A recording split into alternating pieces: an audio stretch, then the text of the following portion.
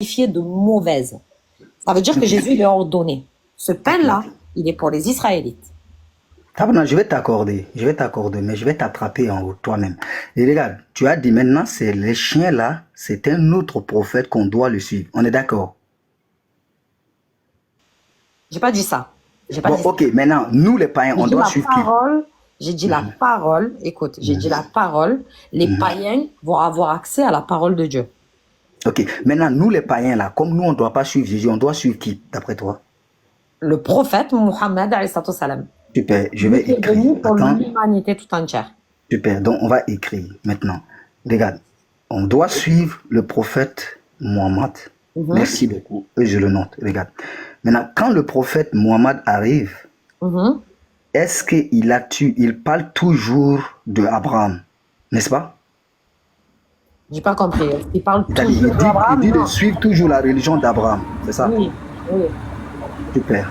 Voilà, regarde très bien. Maintenant, est-ce que, regardez bien, s'il ne se reproche de rien, est-ce qu'il pouvait nous montrer quelle était la pratique de Moïse à son époque et celui de Jésus? Je vais t'expliquer quelque chose de vite fait. Pas compris, je comprends pas ce que tu dis. Je finis, quelque chose de vite fait. Tu sais pourquoi il n'a jamais touché Moïse, mon ami, et Jésus? Tu sais pourquoi? Et qui touche Abraham? Parce que si lui, il ne peut pas parler d'Abraham parce que Moïse ne va pas enseigner les enfants d'Abraham de suivre notre religion que celui d'Abraham. Jésus ne va pas enseigner, n'est-ce pas, les Juifs d'enseigner notre religion que celui d'Abraham. Maintenant, le problème est très très compliqué, d'où j'ai vérifié cela. Il n'a jamais touché ces deux grandes personnes, qui est mon ami. Il est allé toucher Abraham parce que les Juifs, Abraham n'a pas une religion. Abraham n'a pas une religion. Tu dis quoi? Écoute. Là, Kisra, tu t'en mêles les pinceaux. D'accord? De Abraham, tout le monde entier doit être touché par la parole de Dieu. Partant de Abraham. D'accord?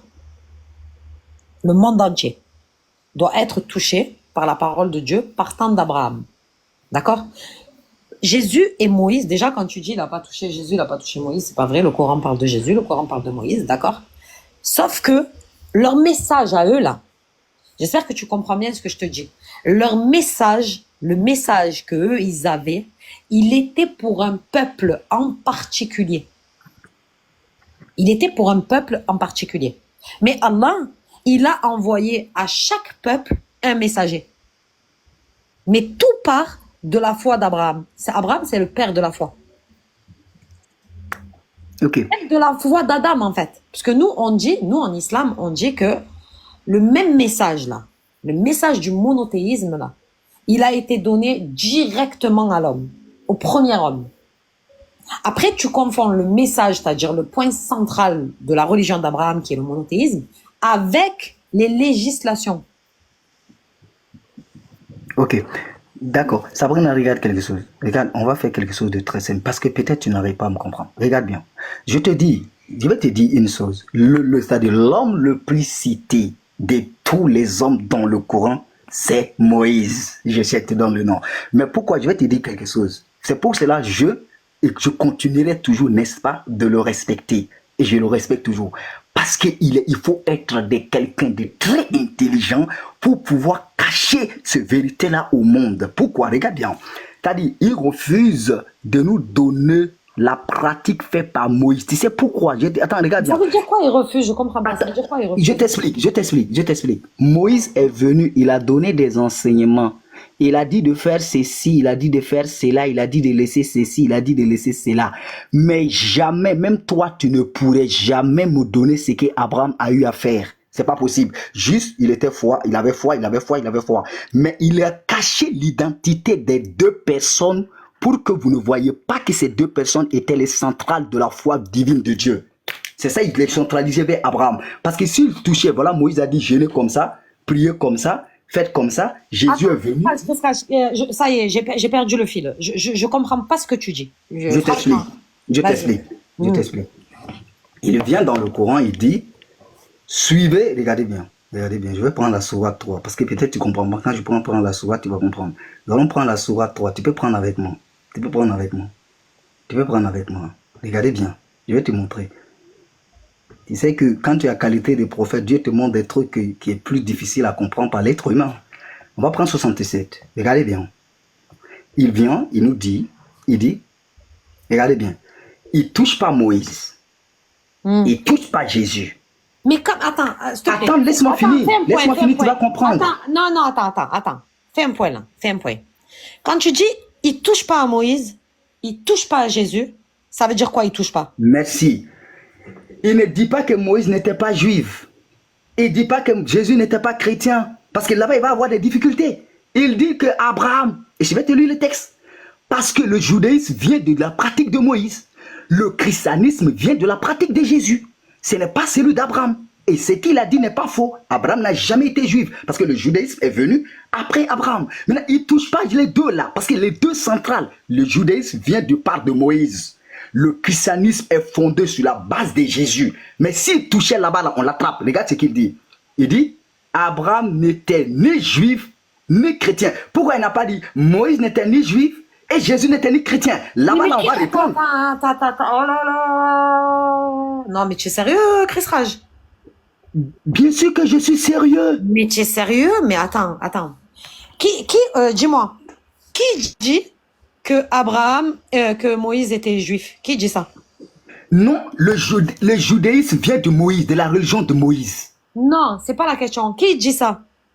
Les juifs aussi n'ont jamais dit qu'Abraham était juif. Hein? Les juifs n'ont jamais dit ça. Justement, qui dit que Moïse est juif? Qui c'est qui dit ça?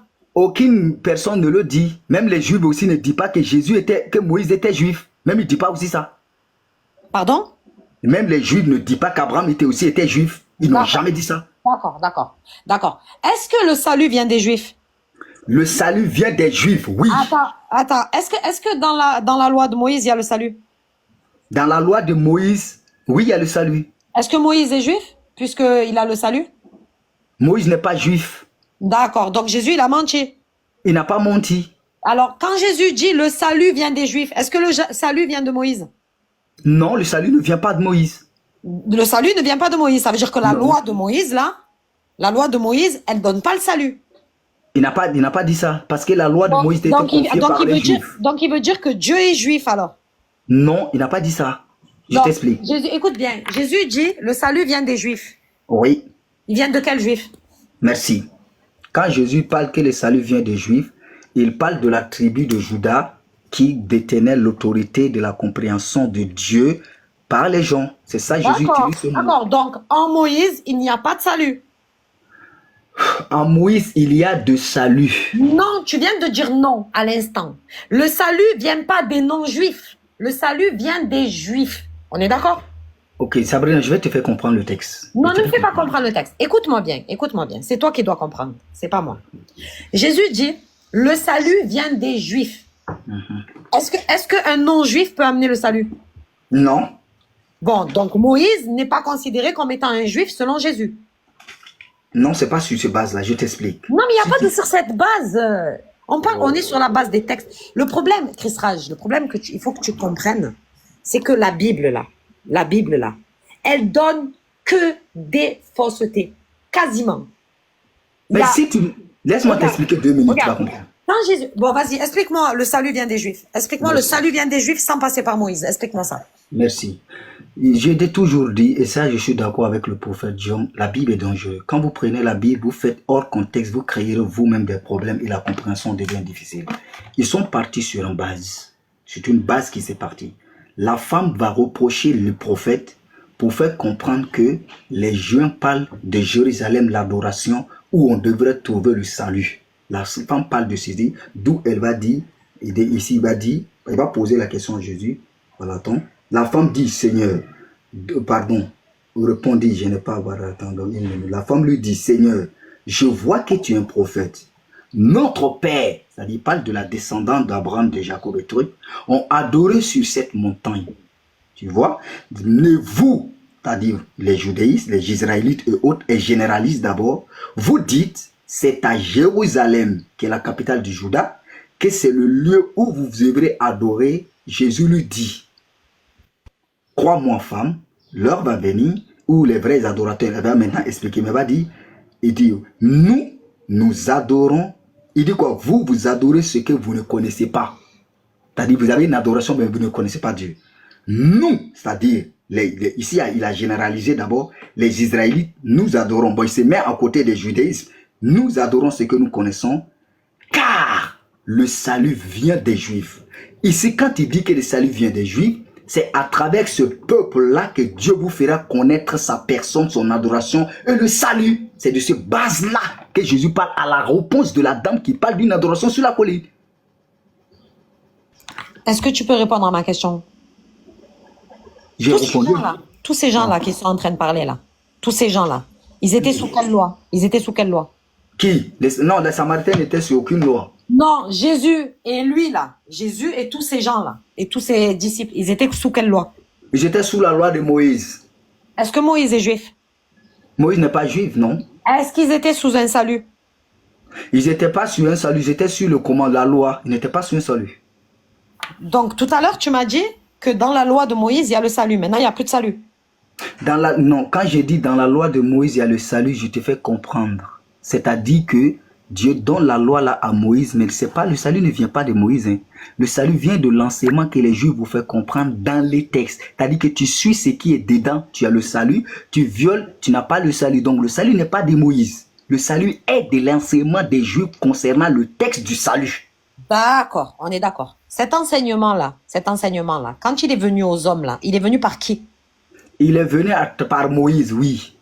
Il est venu par Moïse, on est d'accord. Oui. Donc, est-ce que par Moïse, il y a le salut ou non? Non. Mais c'est même pas sa parole. Mais il y a 2 minutes, tu m'as... Attends, mais Chris Raj, il y a 2 minutes, tu m'as dit oui.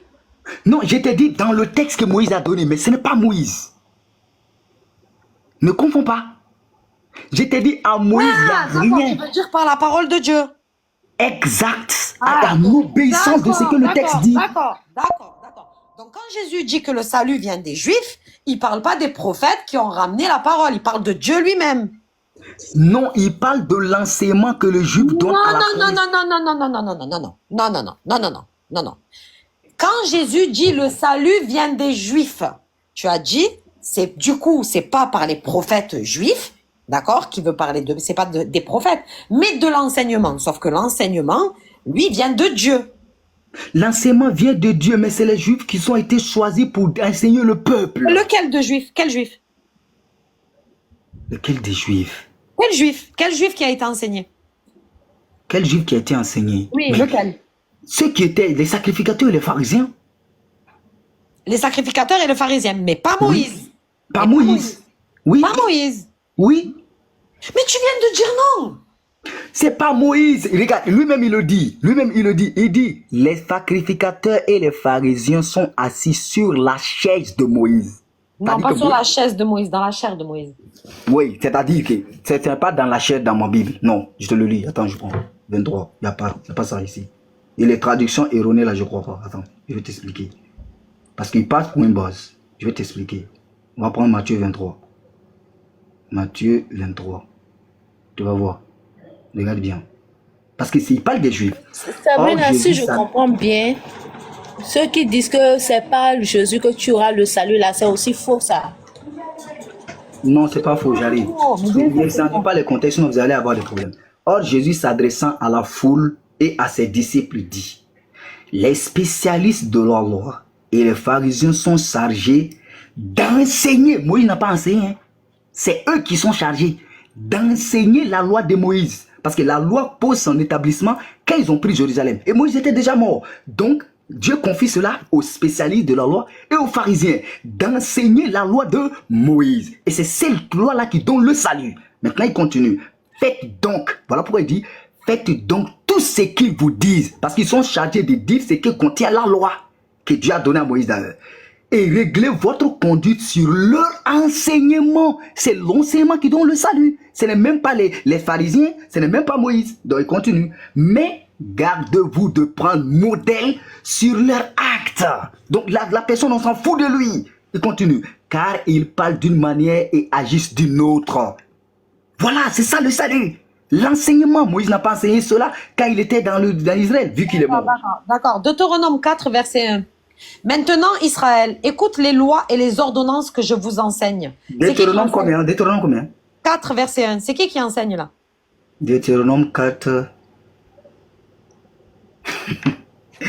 C'est Moïse qui dit, oui. C'est Moïse qui est en train Non, c'est qui d'écrire. enseigne? Moi, je veux savoir c'est qui enseigne. C'est Moïse, il n'enseigne pas, il était en train d'écrire. Donc, et maintenant, Israël, écoute les lois et les ordonnances que je vous enseigne. Il enseigne pas. Il était en train d'écrire, oui. Il enseigne ou il enseigne pas? Il n'enseigne pas. D'accord. Donc ça, on jette. On ne jette pas. Comment on jette pas? Lui, il dit qu'il enseigne. Toi, tu dis il Regarde enseigne bien, pas. regarde bien, regarde bien, regarde bien, je te l'aide, je t'aide. Maintenant, Israël, écoutez les commandements et les lois que je vous enseigne. Et c'est ça, c'est les traducteurs qui ont eu des problèmes. Parce que ils arrivent. Mais Zabrina, laisse-moi finir. Si tu me coupes, tu ne vas pas comprendre. Parce que le texte lui-même s'explique. Voilà, il dit, respectez-les. Regarde bien, afin de vivre et d'entrer en possession du pays que l'Éternel, votre Dieu, tes ancêtres te donnent.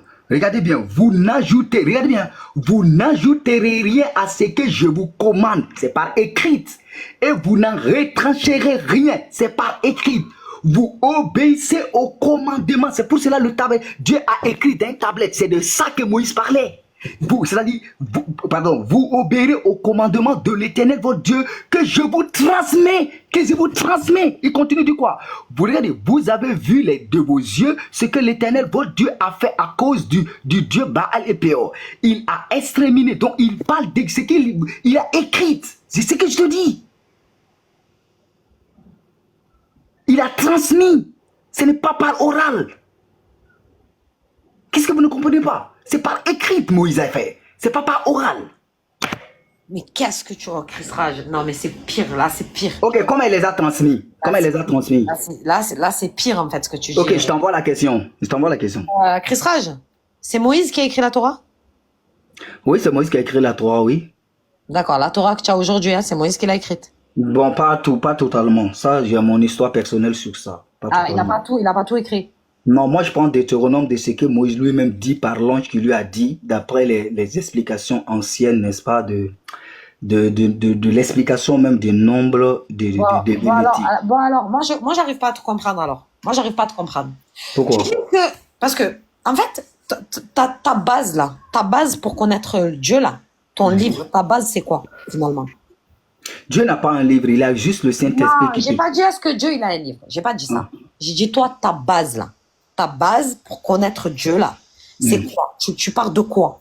Ok, ma base pour connaître Dieu, d'abord, c'est ça que je vais t'expliquer parce que l'histoire là, tu n'as pas compris. J'ai fait la lecture de 2 livres.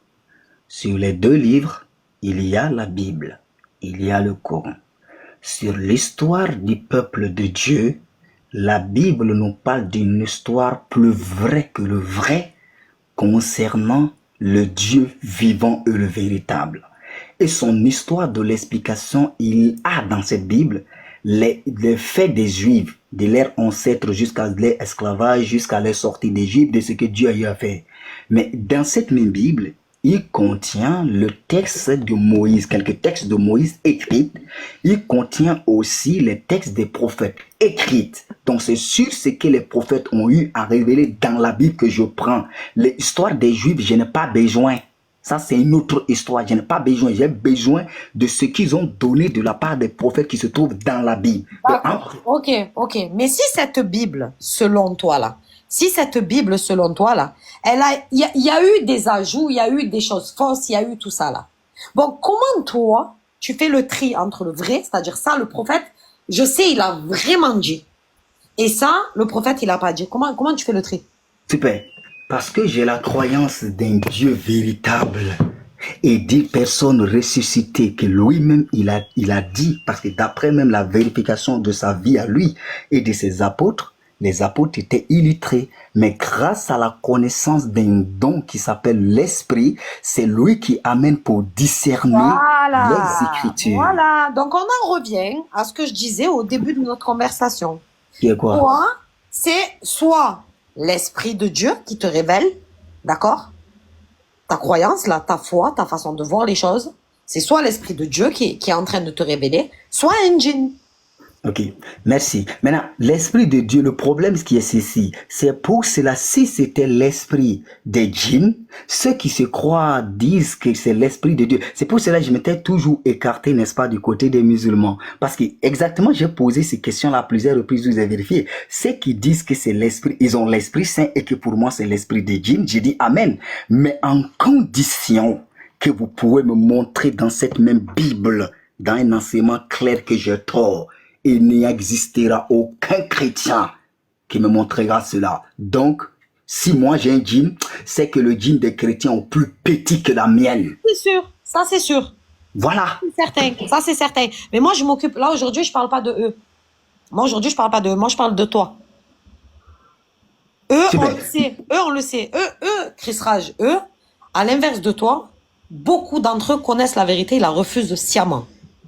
Ils la refusent sciemment. Et tu le vois même, ils la refusent dans leur texte. Ça veut dire c'est écrit, noir sur blanc, ils refusent. Et pourtant, eux, ils disent que ce texte n'est pas falsifié, que c'est la parole de Dieu, et ils le refusent. D'accord? Ok. Voilà. Mais Quand toi, on parle de moi, maintenant reviens sur moi. voilà. Toi, moi, ce que je te demande, c'est de faire une véritable ruqya, une vraie. Je vais t'expliquer pourquoi le véritable ruqya serait une condition de poser les 2 livres sur table. Pourquoi? Voilà, et sans pouvoir vexer personne, écoute très bien. Il m'a montré que jusqu'à la fin du temps, les musulmans ne pourront jamais donner un seul livre au monde à part le Coran pour authentifier leurs prophètes à part la Bible. Et il m'a montré, d'après la connaissance de la Bible, par votre grand homme Muhammad, et c'est là qu'il a fait illusion. D'après lui, il va maintenant prendre, et les vrais savants sont d'accord avec moi, hein, ils vont prendre Genèse, parce qu'il faut des preuves pour montrer qu'il est un prophète. Donc il va prendre Genèse pour baser sur Ismaël. Il va prendre Deutéronome pour baser sur lui, d'après ce que les chrétiens ont posé. Il va prendre Jean pour vouloir forcer sa prophétie. Il va prendre Apocalypse 14 pour pouvoir, n'est-ce pas, prouver son prophétie. C'est-à-dire que c'est pour cela que vous êtes dans la Bible. Donc il m'a fait comprendre que d'après sa... Laisse-moi finir. Laisse-moi finir, tu vas comprendre. C'est pas vrai ce que tu dis. Tu le sais que c'est pas vrai ce que tu dis. Ok, laisse-moi finir. Laisse-moi finir. Vas-y. Voilà. Tu peux enregistrer. Oui, Sabrina, mais toi tu peux dire oui, mais beaucoup de savants musulmans sont authentiquement d'accord. Et ça, tu ne peux pas le changer. Ça, c'est, voilà, vous êtes différents, ça je sais. Maintenant. Donne-moi Tu le parles nom. de quel savant? Tu peux nous donner le nom d'un savant?